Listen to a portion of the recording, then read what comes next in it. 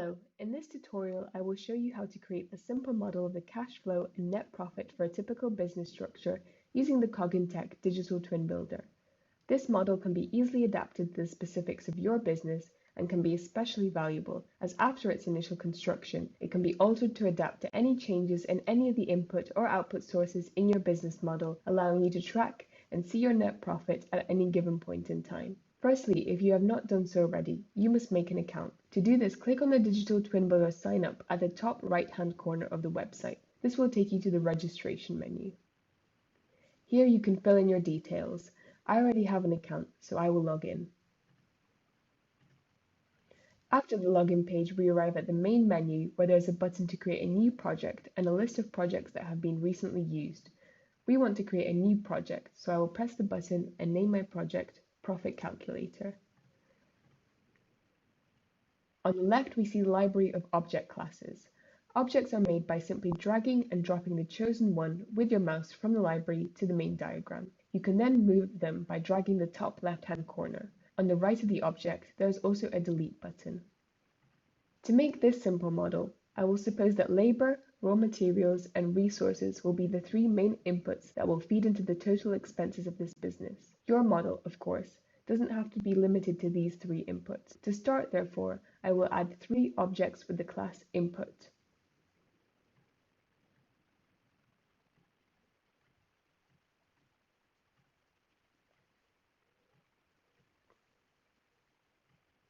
To rename these inputs, simply double-click on them for a menu of their characteristics to appear on the right side of the screen. For now, let's rename these inputs labor,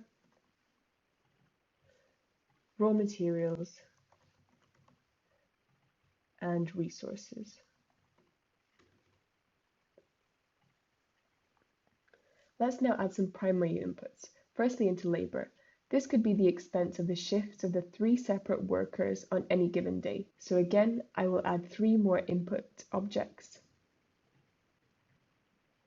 and rename these Shift 1,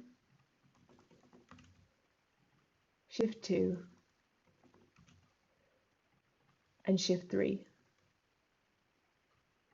To connect these shifts to the collective labor input, we can click on the top right-hand corner of, say, for example, Shift 1, and then click on its associated object, in this case, labor. If necessary, it is possible to delete an unwanted arrow by simply using the delete key on your keyboard. Let's add this back and do the same for the other two shifts. Now we can move on to altering the characteristics of each of these inputs. Let's start with Shift 1. Double-click on it for a menu of its characteristics to appear on the right side of the screen. Let's look at these more closely. We have the ID, its name, Shift 1, its object class, which if necessary we could change here, object type, which is not fully activated but in the future will be available to group objects together. There's also a possibility to add a description for the object if required. Lower down we see a description of the parameters defining our object. Each object has three main parameters: price, rate, and cost. To the right of these parameters, the highlighted ticks under the S column indicate that the parameters are visible under the object on the main screen. By default, they are visible, but since in this case we are only interested in the cost of the input, we can remove the ticks adjacent to rate and price, and then the parameters are no longer visible. Lower down there is an option to add more parameters, but in this case we will only need the cost. I'm going to set an arbitrary value of 10, for example. However, since we anticipate that this cost may change, we want to be able to vary it. To do so, we need to alter its control type from being a single value to a slider. We do so here. The slider itself has three parameters: a minimal value, a maximum value, and the value of the step. We will say it will vary from 0 to 50 with a step of, say, 5. We can now alter this cost quickly on the main diagram using the slider. I will now repeat this process with the other two shift inputs. The only difference being is that I will alter my arbitrary values for each parameter. Now that we have established all the primary inputs for labor, we would want to calculate the total of these shifts to establish their overall cost. To do this, click on the labor object. Again, we are only interested in the cost, so price and rate can be removed. Let's go into cost.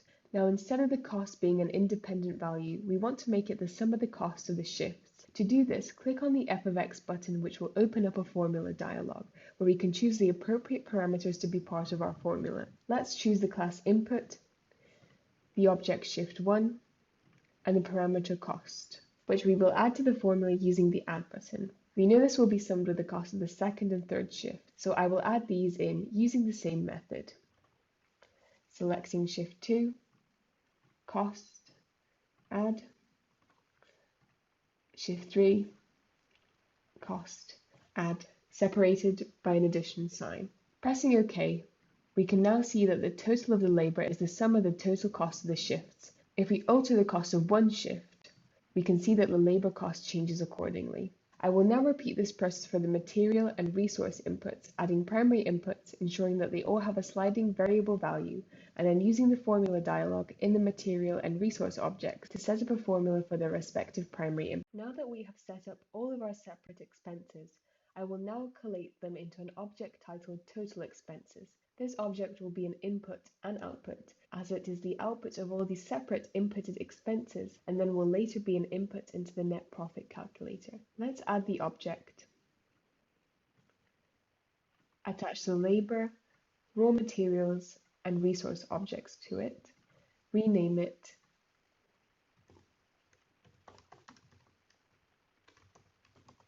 And then create a formula which will be the summation of the costs of these three inputs we have just attached. Opening cost, clicking f of x, then selecting the cost of the labour,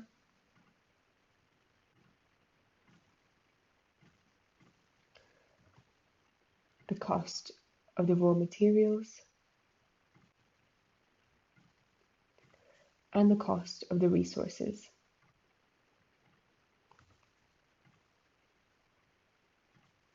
Now we have our total expenses. Let's now look at our income. I will now quickly set up two objects that will represent our two main income sources using the same method. I have supposed that investment and sales are our two main incomes, with the investment being fixed and sales variable. These will feed into our total income, so I will add another input-output object and once again create a quick summation formula. As you can see, I have renamed this object total income as it is the sum of the sales and investments. Finally, we can now visualize our net profit. To do so, I will add an output object. Attach total expenses and total income to it. Then rename it net profit. I will then add a new parameter called profit, deselect the others, and create a simple formula which will be the total income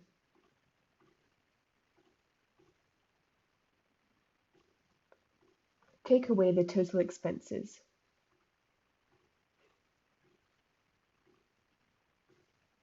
Now we can easily visualize our net profit and adjust it if any of the inputs change. We are finished. I hope this tutorial has been useful in showing you how our software can be used to create a simple profit calculator for your business. Thank you for watching.